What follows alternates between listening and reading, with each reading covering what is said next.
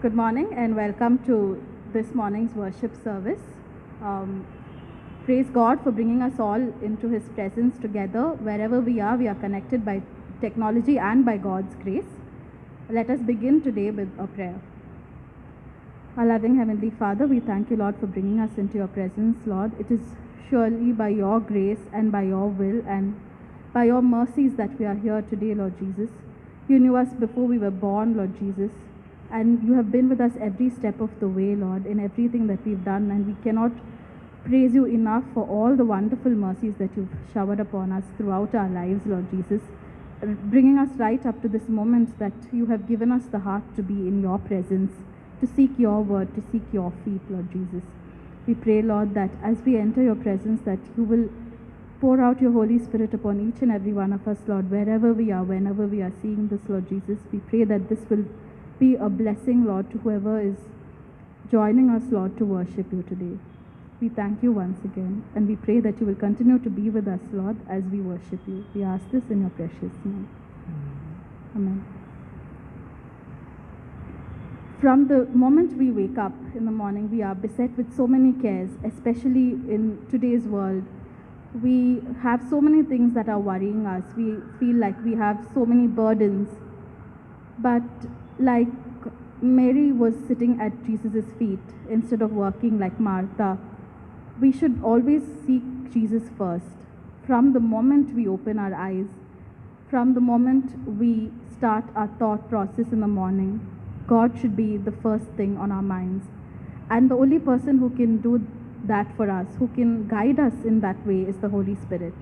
And we want to worship the Holy Spirit from every waking moment, from the moment the sun comes up till the moment it goes down and till we rest our head at night. As we sing the first song, From the Rising of the Sun, let us pray that God's praises will be upon our lips every moment of every day that He has given us.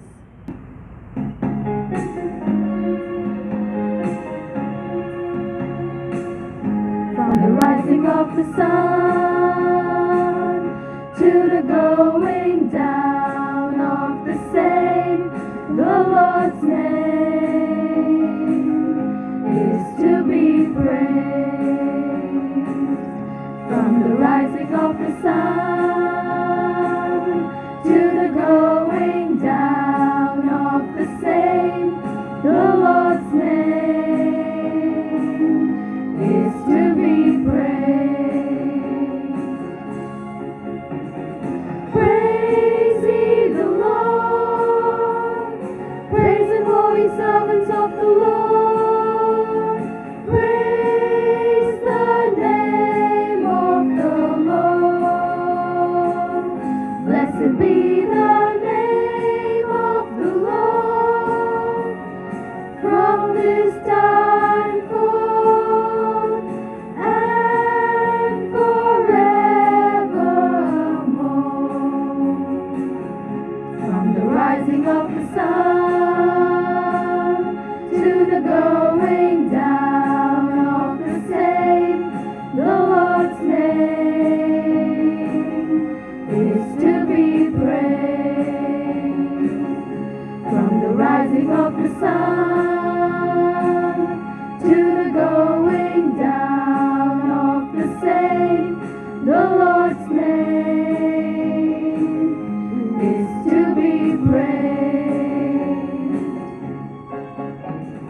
Praise ye the Lord, praise the holy servants of the Lord, praise the name of the Lord.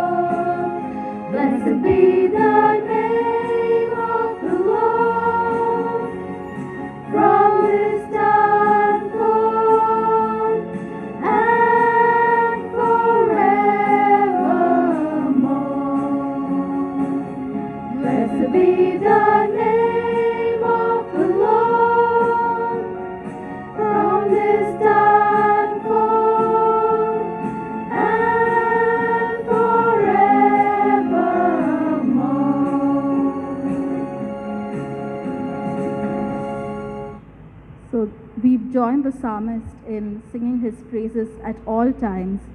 And God has said that he resides in the praises of his people, and which is why we should always keep praising him no matter what difficulties and trials and tribulations. His word is what keeps us grounded. And he has said that though we are many, we are one body in Christ. The world is beset by so many divisive rhetorics now. We are divided on so many bases, but we are all are one in God's presence. He sees no difference among us. He sees that we are all his children. And if that isn't a reason to praise him and to glorify him and to follow that in our own lives, there is no meaning to being Christian if we do not find ourselves to be one in him. As we sing the next song, Bind Us Together, let us prayerfully ask God to bind us to him and to others, to have oneness in our church, in our families, and in our world, that peace may prevail, that God's peace may be upon each and every person.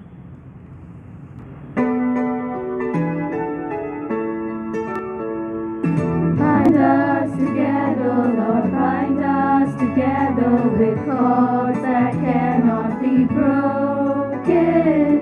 Bind us together, Lord, bind us together, Lord, bind us together in love. There is only one God, there is only one King, there is only one body, that is why we sing. Bind us together, Lord, bind us together with cords that cannot be broken. Bind us together, Lord, bind us together, Lord, bind us together in love. Though there are many branches, there is only one vine. We are one in Christ Jesus, that is why we sing. Bind us together, Lord, bind us together with cords that cannot be broken. Bind us together, Lord, bind us together, Lord, bind us together in love. There is only one table, Christ alone is our host. He invites us together, that is why we sing. Bind us together, Lord, bind us together with cords that cannot be broken. Bind us together, Lord, bind us together, Lord, bind us together in love.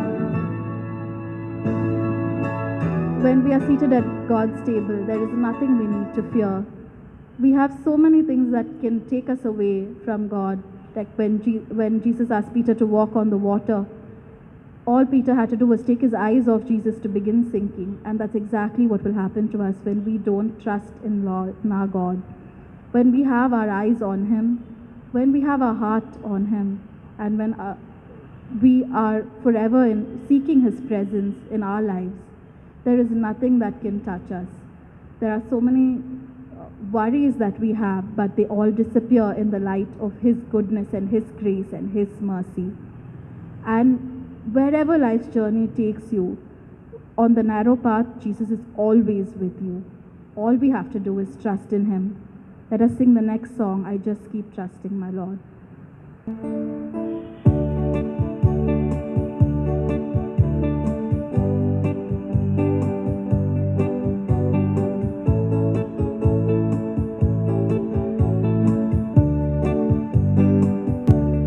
Just keep trusting my Lord as I walk along.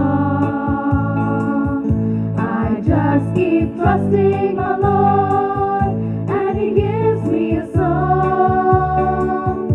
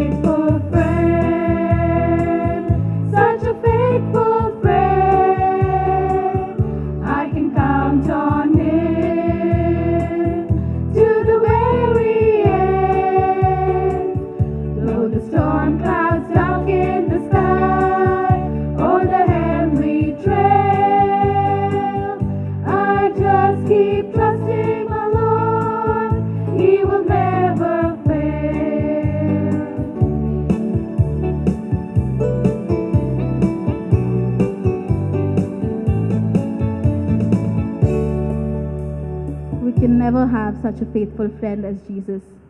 And when no one is around you, when everything seems bleak, when you feel like you can't take the next step, you can count on him, because he is the one who will take you to the end of every journey, to the end of life's journey, so that we can be with him eternally.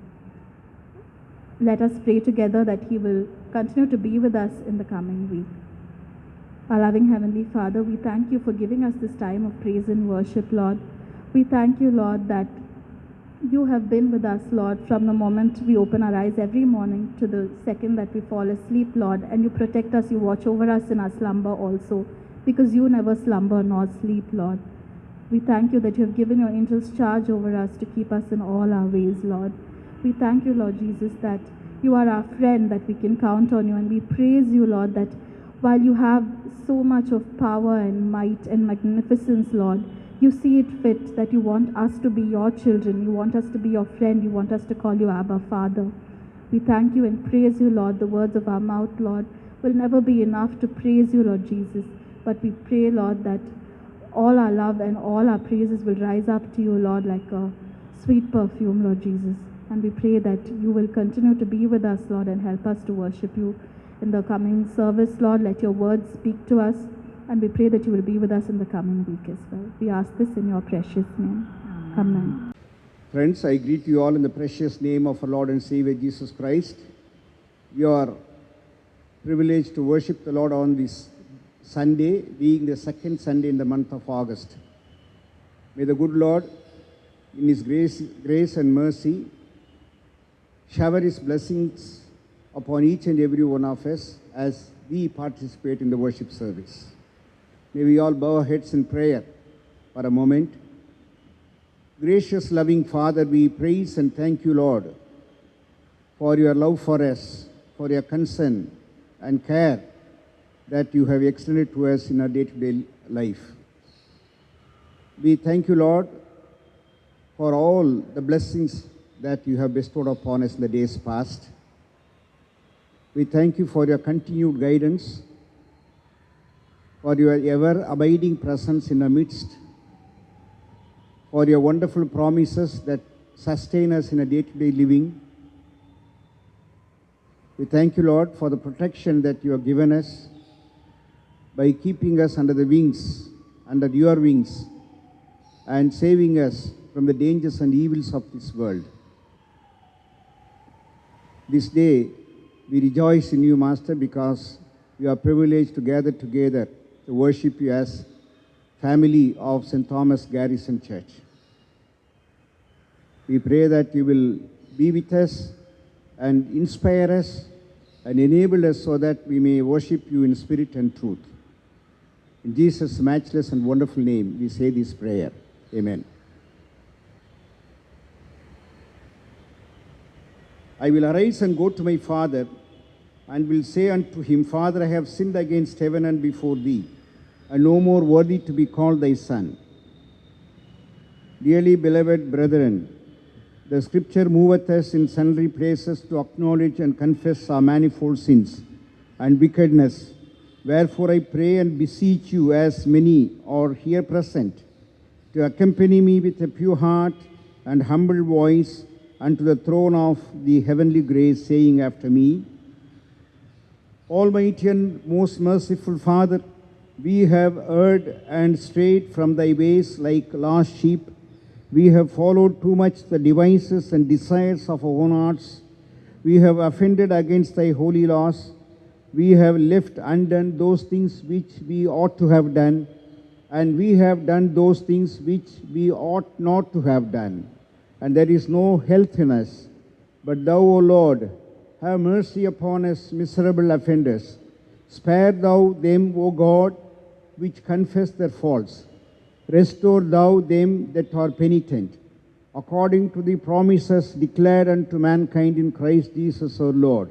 And grant to a most merciful Father, for his sake, that we may hereafter live a godly, righteous, and sober life, to the glory of thy holy name. Amen. Almighty God, the Father of our Lord Jesus Christ, who desireth not the death of a sinner, but rather that he he may turn from his wickedness and live, and hath given power and a commandment to his ministers to declare and pronounce to his people, being penitent, the absolution and remission of their sins. He pardoneth and absolveth all them that truly repent and unfeignedly believe his holy gospel. Wherefore let us beseech him to grant us true repentance and his Holy Spirit, that those things may please him which we do at this present, and that the rest of our life hereafter may be pure and holy, so that at the last we may come to his eternal joy through Jesus Christ our Lord. Amen. May we all join in the Lord's Prayer. Our Father, who art in heaven, hallowed be thy name. Thy kingdom come, thy will be done in earth as it is in heaven. Give us this day our daily bread, and forgive us our trespasses, as we forgive them that trespass against us. And lead us not into temptation, but deliver us from evil. For thine is the kingdom, the power, and the glory, forever and ever. Amen. O Lord, open thou our lips, and our mouth shall shew forth thy praise. O God, make speed to save us. O Lord, make haste to help us. Glory be to the Father, and to the Son, and to the Holy Spirit, as it was in the beginning, is now, and ever shall be, world without end. Amen. Praise ye the Lord. The Lord's name be praised.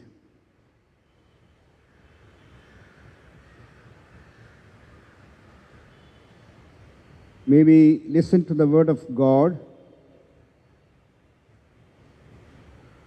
as it is written in the Gospel according to St. John, chapter 17, verses 6 to 17. John's Gospel, chapter 17, beginning to read at verse 6. I have manifested your name to the people whom you gave me out of this world. Yours they were, and you gave them to me, and they have kept your word. Now they know that everything that you have given me is from you. For I have given them the words that you gave me, and they have received them and have come to know the truth, that I came from you, and they have believed that you sent me. I am praying for them. I am not praying for the world, but for those whom you have given me, for they are yours. All mine are yours, and yours are mine, and I am glorified in them. And I am no longer in the world, but they are in the world, and I am coming to you. Holy Father, keep them in your name, which you have given me, that they may be one even as we are one. While I was with them, I kept them in your name, which you have given me. I have guarded them, and not one of them has been lost except the son of destruction, that scripture might be fulfilled. But now I am coming to you, and these things I speak in the world, that they may have my joy fulfilled in themselves. I have given them your word, and the world has hated them, because they are not of the world, just as I am not of the world. I do not ask that you take them out of the world, but they keep them from the evil one. But you keep them from the evil one. They are not of the world, just as I am not of the world. Sanctify them in the truth. Your word is truth. As you sent me into the world, so I have sent them into the world. And for their sake I consecrate myself, that they also may be sanctified in truth. Here ends the reading from the Gospel. Thanks be to you, O Christ.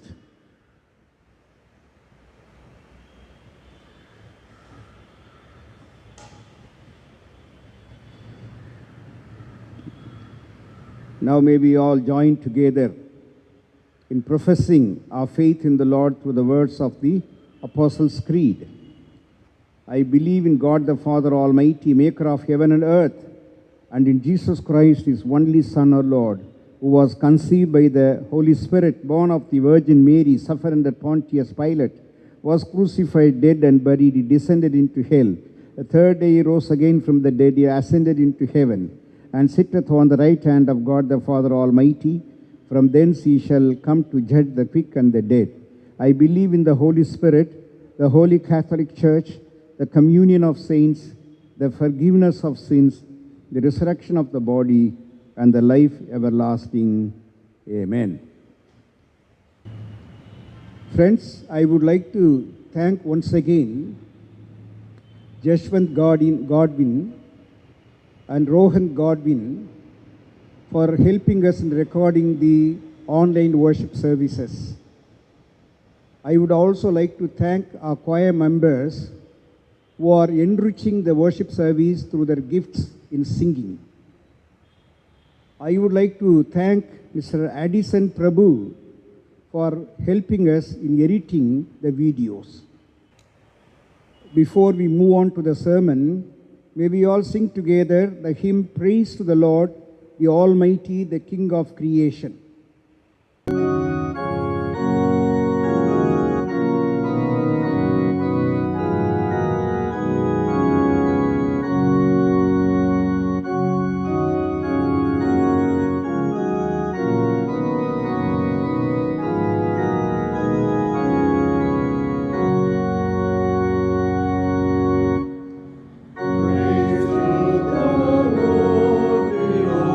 Almighty, the King.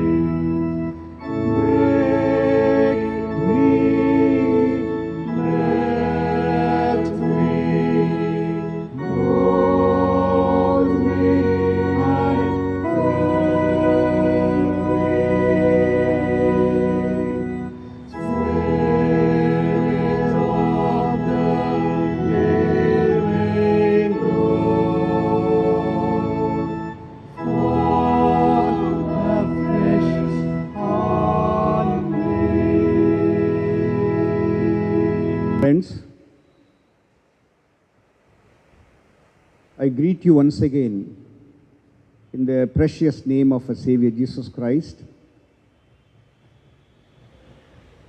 The Lord has given us the holy words in order that we may be sustained in our faith in our day-to-day life. God's words are holy and also living. They are living words. So they enable us to live in this world in true sense. Therefore, I invite you to reflect along with me on the scriptural portion that we just heard this day. The scriptural portion that was read to us this morning is from John's Gospel, chapter 17, verses 6 to 17. This is said as the great priestly prayer of Jesus Christ before he was crucified on the cross. And in this prayer, we see Jesus praying specially for the disciples whom he selected to carry on the task or the work that he will be entrusting in their hands. And in verse 14, Jesus prays, I have given them your word, and the world hates them because they are not of the world.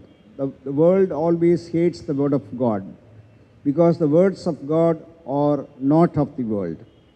I pray not that you should take them out of the world, but that you should keep them from evil. They are not of the world, even as I am not of the world. So, they are not of the world, even as I am not of the world. The theme that we are going to reflect this morning is in the world, but not of the world. In the world, not of the world. A pastor was preaching a challenging sermon before the congregation. Then, during the preaching, he asked the congregation members, he said, whoever wants to go to heaven, raise your hands. He was surprised to see that everyone was raising their hands. There was nobody who put their hands down. Everybody was raising their hands, saying that they were all eager to go to heaven. Then the pastor put the other question, who wants to go to heaven today? Then he saw that no hands were raised from the congregation. So people in general would say that, they want to go to heaven, they want to leave this world. Even some will go to the extent of praying to God, Lord, take me out of this world. But in reality, none of us want to leave this world. But the Lord Jesus Christ, in his priestly prayer, says, I pray not that you should take them out of the world, but that you should keep them from evil. So Jesus also desired that we should not be taken out of this world. He wants us to live in this world as long as the Lord permits us. But we should be kept from the evil. We should live in this world. While living in this world, we should be protected from the evil of this world. And he goes on to say that we are not of the world, even as Jesus was not of the world. This is a very interesting theme that we are reflecting this morning. Most Christians live in a particular place. We have established ourselves well in those places. We have good job, a good family life. Therefore, we would like to stay as long as possible in this world and enjoy our life.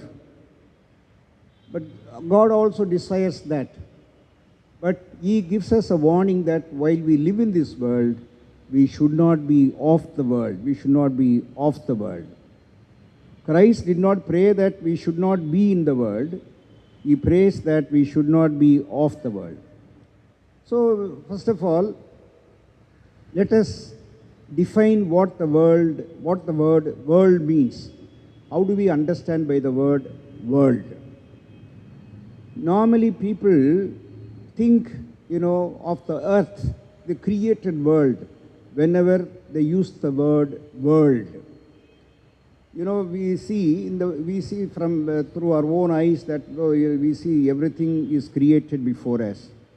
You know, the Bible also says beautifully in the opening chapters of Genesis that the world was created so wonderfully by God. So we see this is God's creation. This is God's gift to us. Are we to understand that Jesus was talking about the created world when he was praying to God? You know, does the Bible say that we should not love God's creation?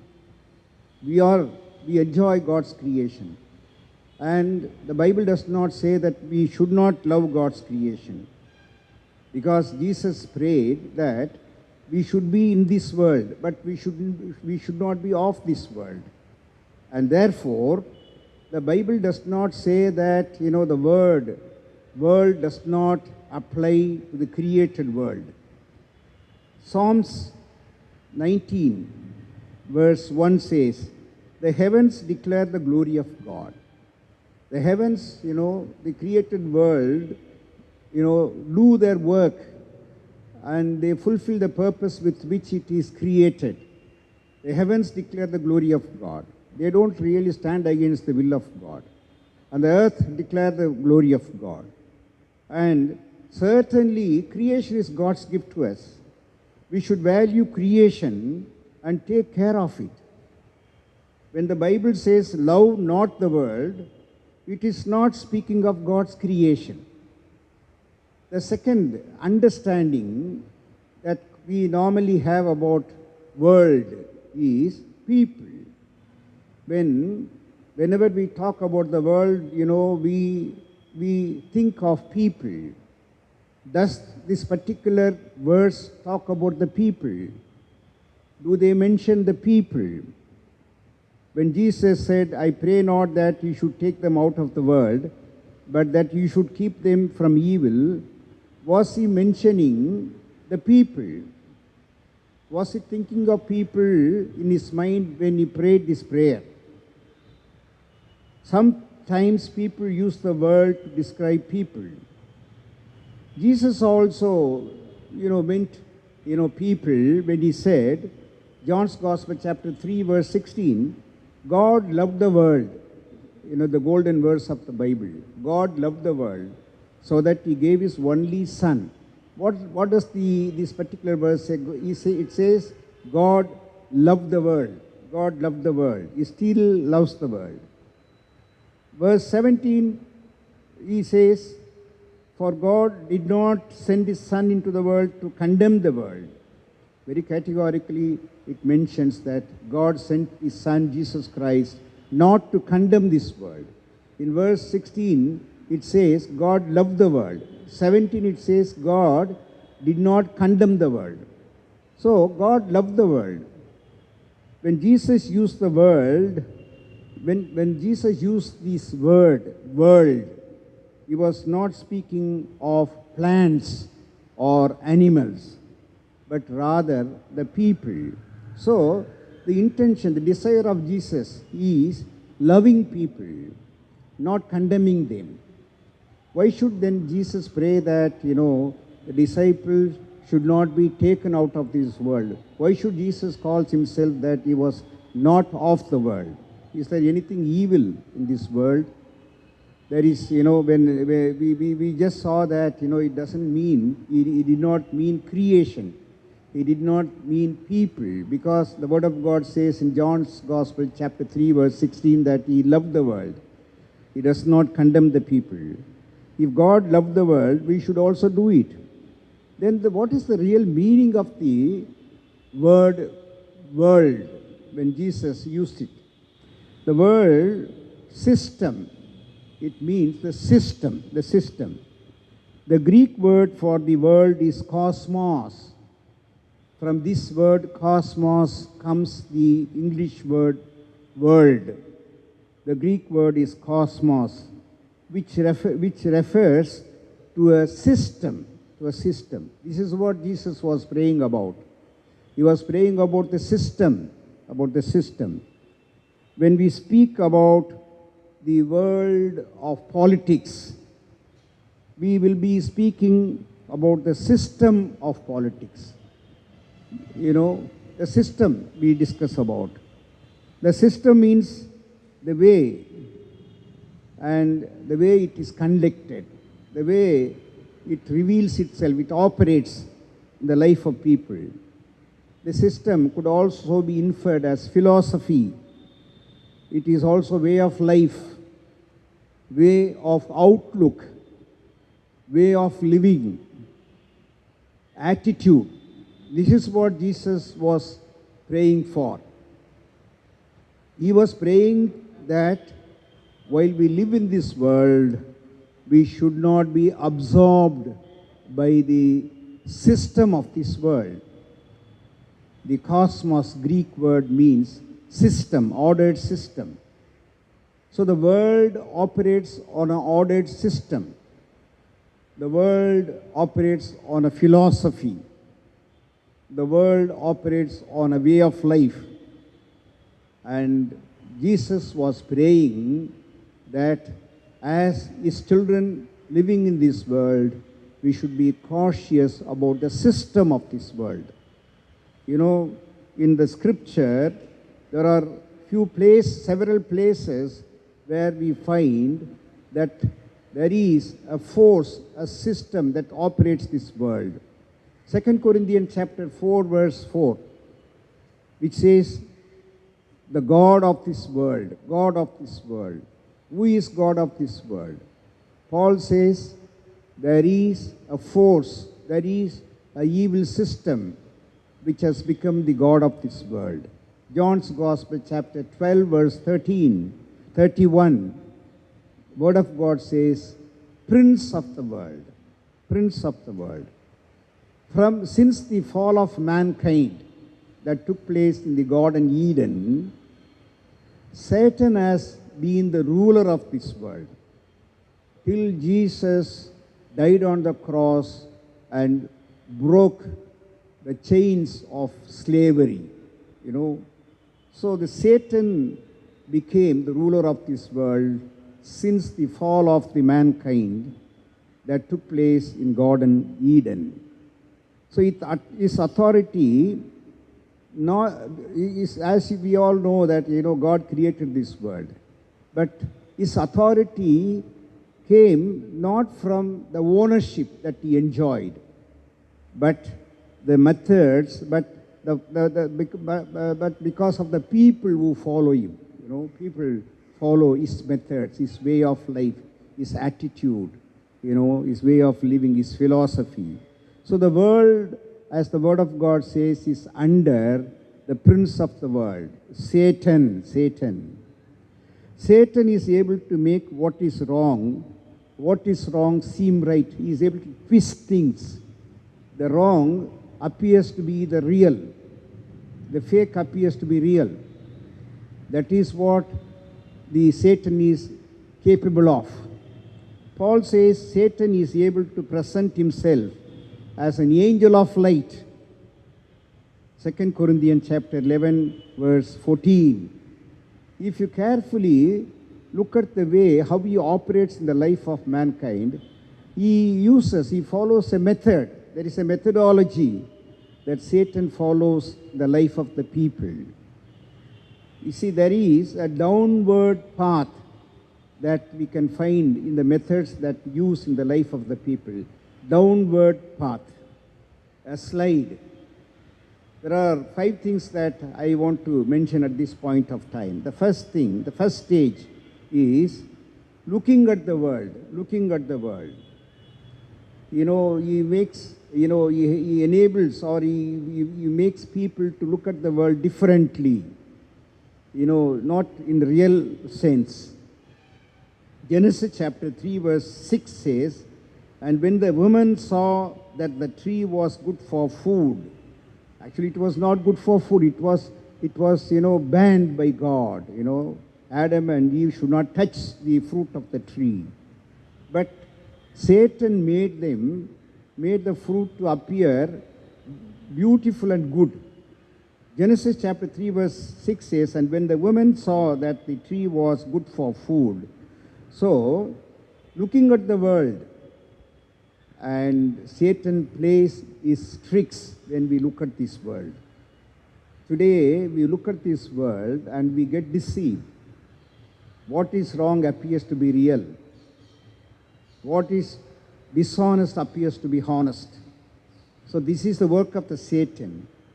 So he entices people to look at the world differently. Lot and Abraham, they were in the same place, in Genesis chapter 13. They both were found in one particular place. But look at this, the Abraham looked, and he also looked at Sodom, and he rejected the appeal from Sodom. But Lot looked at Sodom, and he had a different look at all. And therefore, this is how Satan operates in our lives. So, looking at this world deceptively. Second is luring, getting lured. James in chapter 1 verse 14 says, everybody gets lured. Everybody gets lured. I shall read that verse for you. James chapter 1 verse 14. Each person is tempted when he is lured and enticed by his own sin. So first, the problem starts with looking. The second stage of the problem is getting tempted. Tempted. When Jesus was about to enter into ministry, after his baptism at River Jordan, we see him being tempted in the wilderness. There were three temptations put before him. Temptation to satisfy physical needs using the power that the Lord given him. Turn these stones into bread and eat if you are Son of God. You see, getting lured and taking Jesus into a pinnacle and challenging him to throw himself down so that he will have a huge following. Getting lured and taking Jesus on top of a mountain, and Jesus was shown the whole world, and there was a challenge, kneel down, worship me, I will give you all this. A very strong temptation before Jesus, but Jesus rejected all the three. And the second stage of man's downfall is getting lured. The third stage is liking. After getting tempted, you develop liking for a person, liking for an object, liking for a good, liking for the worldly things. The third stage is liking. And this is the third stage in the downfall of a man. And James chapter 4 verse 4 says, Ye adulterers and adulteresses, know ye not that the friendship of the world is enmity with God? Friendship with the world. What does it mean? Feeling at home with the world. Ideologies of the world. Being friendly with people who reject God. So the third stage is liking those things which God dislikes. This is a symptom of a person who is backsliding, who is on the downfall in his spiritual life. This is the methodology that Satan employs, when he deals with a person. The fourth stage is living. Then after taking liking in the heart, then you just move there and you settle down there. Settle down with things of the world. Settle down with the evil things of the world. Lot looked and liked when he saw from a distance. He looked at Sodom. He liked it. Then he slowly moved into that. And we find in the Bible that we find him at the entrance of the city, Sodom, which means he became the leader he became an accepted person by the people of Sodom. So living virtually, living in the worldliness, that's a dangerous thing. And finally, fifth stage is losing. Matthew's Gospel, chapter 16, verse 26 says, What is a man profited if he shall gain the whole world and lose his own soul? Or what shall a man exchange for his soul? Losing. Finally, if we give ourselves in the hands of Satan, if we follow his methodology, then finally we land up in losing spiritual blessings, losing peace and happiness that the Lord wants to give us. So that is the reason Jesus warns us that while we live in this world, we should not be of this world. So what is the danger that if we live off the world? What is the problem that we will face if we live off the world? 1 John chapter 2 verse 15. 1 John chapter 2 verse 15. The word of God says, all that is in the world, the lust of the flesh and the lust of the eyes and the pride of life is not of the Father, but of the world. Very clearly, the writer of this wonderful scriptural portion, John, the apostle, says that all that is in the world, the lust of the flesh, the lust of the eyes, and the pride of life is not of the Father, but of the world. That is the reason why Jesus was praying to God specially for the disciples. If they offer themselves, if they submit themselves to the design of the Satan, the prince of this world, they will have to really face this problem. The lust of the flesh, the lust of the eyes, and the pride of life. These things are not of the Father. These things are of the world. Today, world lives on this philosophy. Lust of the flesh and lust of the eyes and the pride of life. We see many people are succumbing to the temptation of the ruler of this world, so that they offer themselves to live on the principle of lust of the flesh, lust of the eyes, and pride of life. Okay, now, as we said, as we just saw, Jesus was not praying that his disciples and we to be taken out of this world. He very much wants us to be in this world, but he wants us to be not of this world. How we can really fulfill God's desire of being in this world and not of this world? The word of God comes with help, so that we can really be in this world and not of this world. 2 Corinthians chapter 6 verse 17. It says, wherefore come out from among them and be separate. There is a clue, there is a help by which we can get out of the world. While living in this world, we can get out of this world. Rather than loving and embracing the world system, we are called to come out of it and be separate. It's very difficult, you see, which means that we should really leave our homes and the places of living and go to some, isolated place. There were, in those days, people believed that, if you live in this world with family ties and all, you cannot really be close to God. And therefore, they used to leave their homes and they used to move to forests and they used to move to caves and lead a hermit's life. Monks, there are many monasteries came earlier in those days. People going to isolated, living away, drawing themselves away from people, away from the world, leading an isolated life. A sage, a hermit, a monk. That is not God is really wanting us to do. God does not want us to leave our homes, leave our vocation, professions, and just leave this world, leave our living place and lead a life in solitude. That will not help anyone, you see. And 2 Corinthians chapter 6 verse 17 says, come out from among them and be ye separate. We cannot physically come out of them, but in mind and spirit we can detach ourselves from the people of this world and the worldly system. We can live in this world. We can very well be out of this world. detach ourselves from the people who are worldly, who follow worldly ideologies. And touch not the unclean things.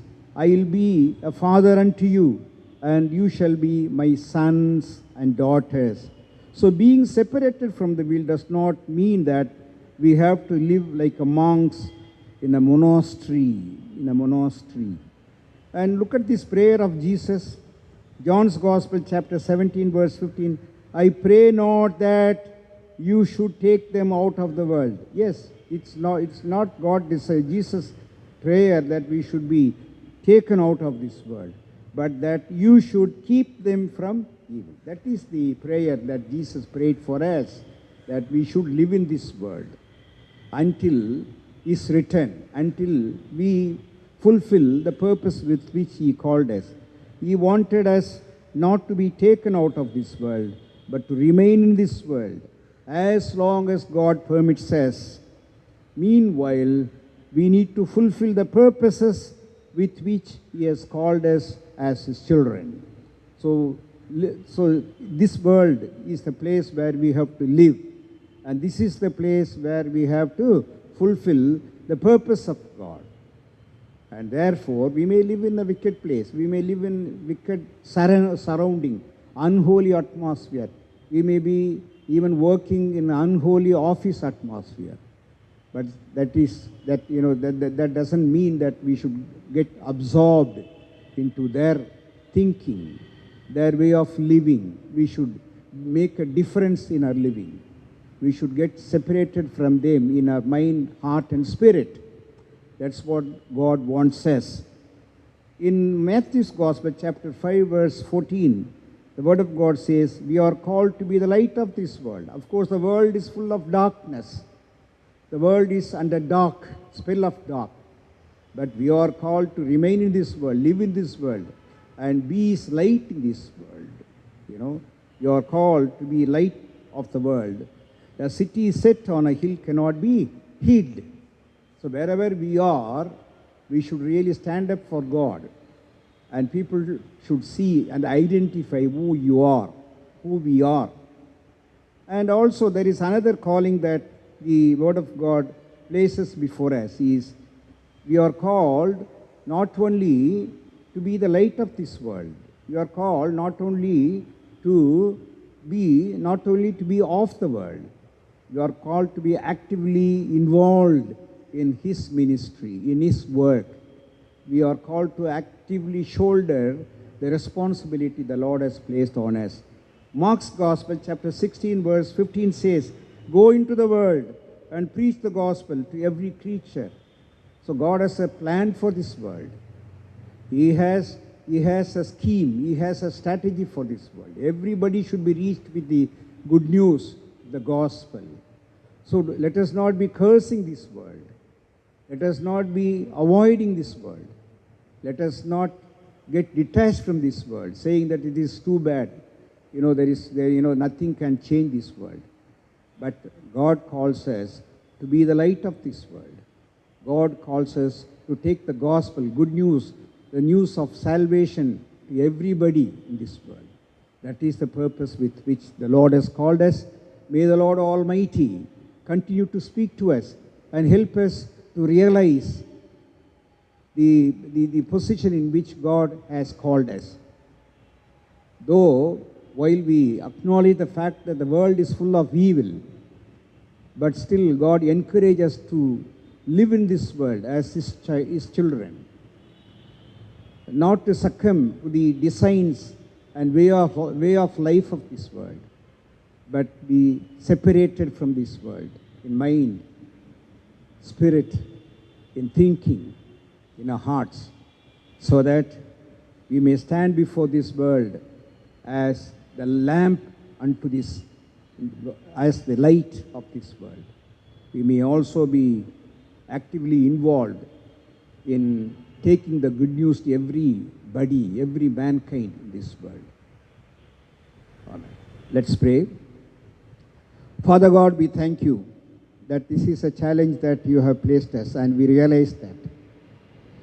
Many times we get discouraged looking around. and see the evil taking upper hand in our lives. We see the world being given up to evil and evil system, world and worldly system. We thank you, Lord, that through these words you have encouraged us and you have called us not to get discouraged by looking around this world, because you have created this world and this world is a gift to us. And you don't despise people, you love them. Therefore you sent your only Son Jesus Christ to be the Savior of all mankind. But what you disliked, what you hated is the worldliness, the world system. Therefore, thank you, dear, that we should not be of the world in our thinking, in our all our doings, dear Master. Help us to be people who are separated from this world, who are somebody who are different from the rest of the people, that through our living, the world may know that you are the Savior of the whole mankind.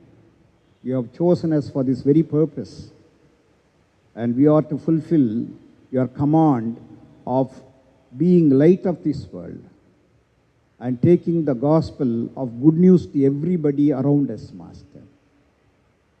Enable us with your Spirit so that we may fulfill your desire for us in our day-to-day living. In Jesus' matchless and wonderful name, we say this prayer. Amen. Now let us continue to pray for others whom we know or we may not know. Father God, we thank you for this opportunity that you have given us to pray for others. There are people who are in need. There are people who are hungry, who are suffering out of poverty, homeless, people who are living without any hope for future. Dear Father, we pray that you will extend your love for them and show your love for them in a very special way, so that they may not lose their hope for their life, dear Master. Encourage your children and inspire them so that they may also share the resources with them, with those who do not have anything for their living, dear Master. We pray for all those who are depressed, who are suffering in their body, mind and soul. We come across people who are taking their lives because of the depression they suffer. Depression because of losing their job, source of income. Depression because of the sickness they suffer from. Lord, we pray that in your grace and mercy, you will meet all such people by encouraging us so that through our active prayer and participation, the problems of these people could be sufficiently met. We pray that you will also heal everyone who are looking up to you, dear Master, in faith, so that by receiving your health, they may lead a joyful and peaceful life in the days to come. We pray for those who are suffering from the COVID-19. Master, there are efforts to find a permanent solution for that.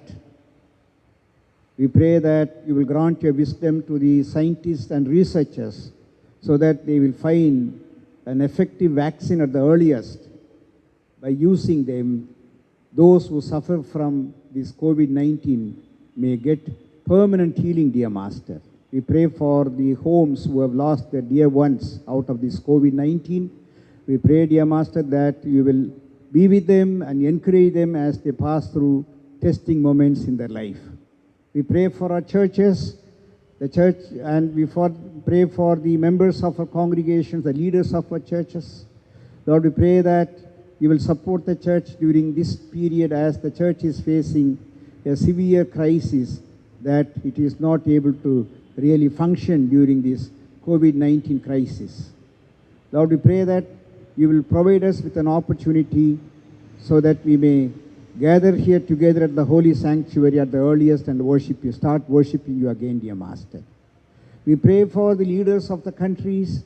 We pray that you will grant them wisdom so that they will judge and govern their people with the justice that comes from you, dear Father. Lord, we pray that they may not discriminate between people and they will treat them all equally.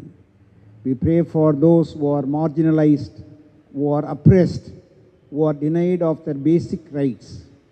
We pray for the social activists, the human rights activists, dear Master.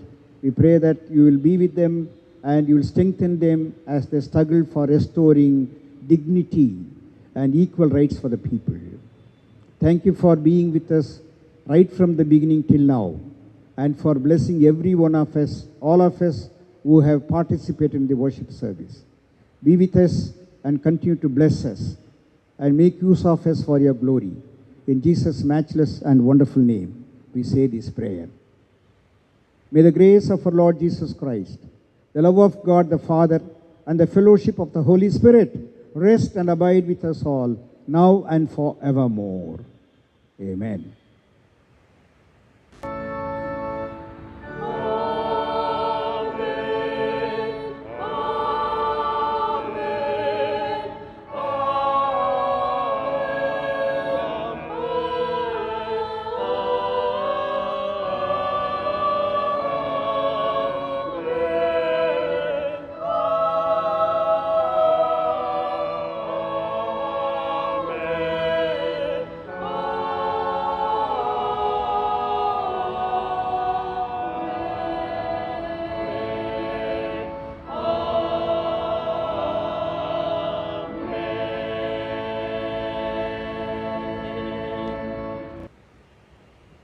Let us conclude our worship service by singing together the hymn, To God Be the Glory.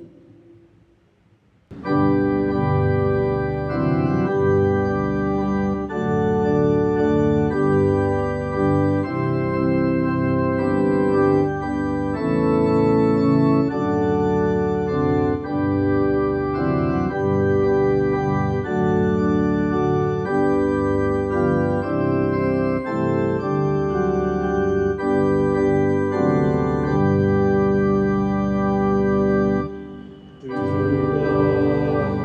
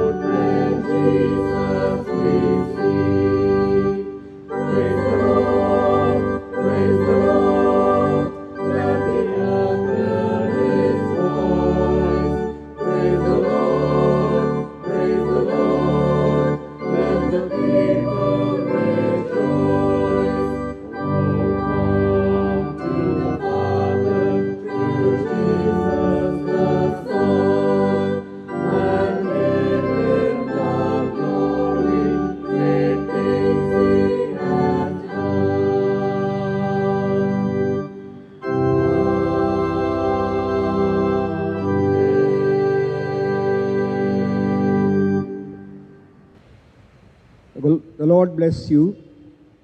Let us depart in peace. In the name of the Lord. Amen.